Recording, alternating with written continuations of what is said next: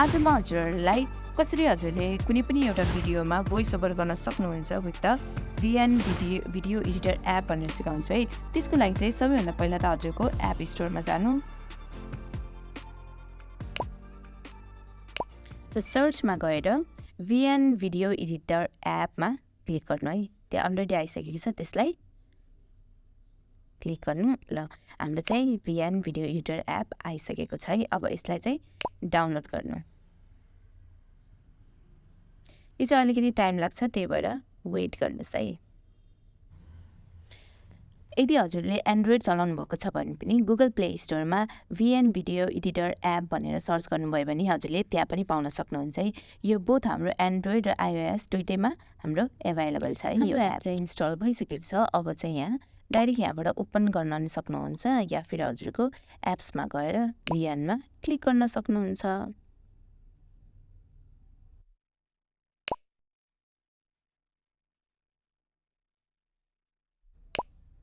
यसमा चाहिँ अलो to all फोटोजमा click गर्नु। अब भिडियो एडिट गर्नलाई यहाँ प्लस आइकनमा क्लिक गर्नु होला। अनि हाम्रो यस्तो आउँछ है। यसमा नि ओके गरिदिनु अनि न्यू प्रोजेक्टमा क्लिक गर्नु। अब त्यसपछि यहाँ पनि ओके गर्नु अनि हजुरको ग्यालेरीमा भएको भिडियोजहरुमा आएको छ। अब एउटा कुनै भिडियो चुज गर्नु। मैले त्यो गरेँ। त्यसपछि हाम्रो यस्तो आउँछ है। यो भनेको चाहिँ अब भिडियो एडिटिङ कसरी गर्ने भनेर हामीलाई सानो टुर देखाएको छ, तर यो हामीले पछि सिक्ने छौं वन बाइ वन। अनि हजुरहरूले देख्न सक्नुहुन्छ यहाँ मसँग एउटा भिडियो छ। यो भिडियोमा चाहिँ म भोइस ओभर गर्छु है। हाम्रो चाहिँ अब यो ओरिजिनल भिडियो भन्दा हामीले भोइस ओभर गरेको साउन्ड चाहिँ कम आयो भने राम्रो सुनिन्न नि त। त्यसको लागि चाहिँ हामीले के गर्न सकिन्छ नि त, यहाँ भोल्युम देख्न सक्नुहुन्छ। यो भोल्युम चाहिँ यदि हजुरले ओरिजिनल भिडियो त कम्प्लिटली भोल्युमै राख्दिन भने पनि पाउनुभयो, तर होइन अलिकति ब्याकग्राउन्ड साउन्ड चाहिँ राख्छु म भन्नुभयो भने पनि हजुरले यसरी राख्न सक्नुहुन्छ है। म चाहिँ 15% मात्रै राखेँ।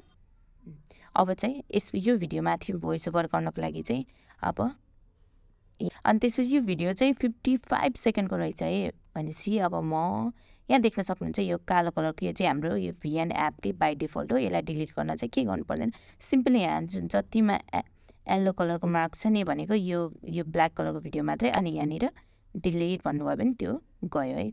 अब यसलाई चाहिँ म 15 सेकेन्डको मात्रै गराउँछु भने पनि यसलाई म सिम्पली यसरी ड्र्याग गर्दै 15 सेकेन्डसम्म पुर्याउन सक्छु है। टाइम चाहिँ यहाँ देख्न सक्नुहुन्छ हजुरले, यसरी 15 सेकेन्डको मात्रै।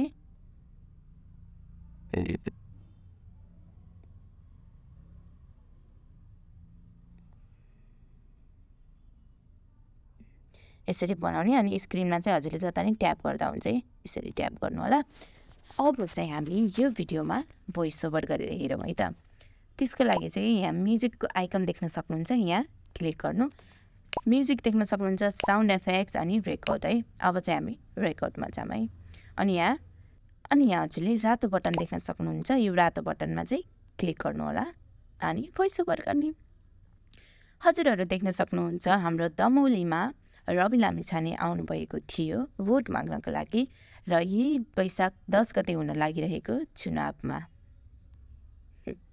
यसरी अब भयो कि भएन हजुरले रेकर्ड गरेको भोइस भनेर चेक गर्नको लागि यहाँनिर प्ले बटन।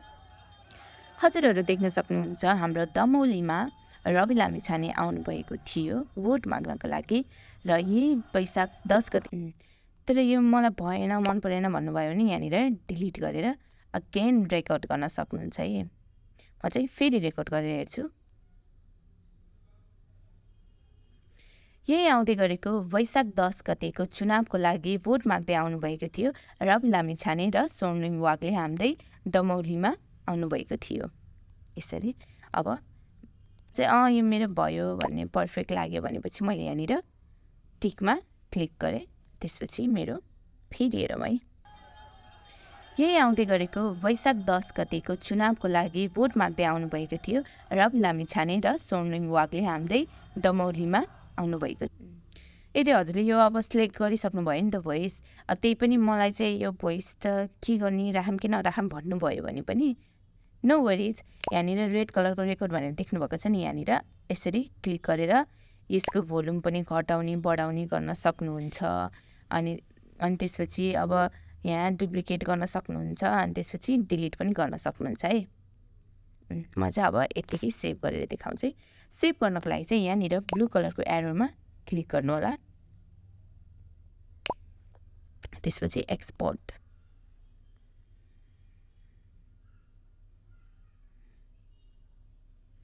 अनि हजुरले यहाँ देख्न सक्नुहुन्छ कभर भनेको छ है। यसमा चाहिँ हजुरले यो भिडियोको कभर पनि आफै सिलेक्ट गर्न सक्नुहुन्छ है। त्यसको लागि चाहिँ यसरी ड्र्याग गर्नु होला।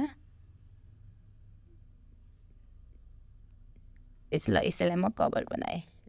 अब यसरी सेभ टु एल्बम गर्नुभयो भने हजुरको ग्यालेरीमा गएर सेभ हुन्छ हजुरको फोटोजमा। यो एकदमै सिम्पल छ। यस्तै एडिटिङको टिप्स एन्ड ट्रिक जान्नको लागि मेरो च्यानललाई सब्सक्राइब गर्नुहोला र यदि सब्सक्राइब गरिसक्नु भएको छ भने लाइक कमेन्ट पनि गर्नुहोला है, र आफ्नो साथीहरूमाझ पनि सेयर गरिदिनु होला। यस्तै भिडियोहरू म सधैँ लिएर आउनेछु। तबसम्मको लागि बाई बाई, किप लर्निङ।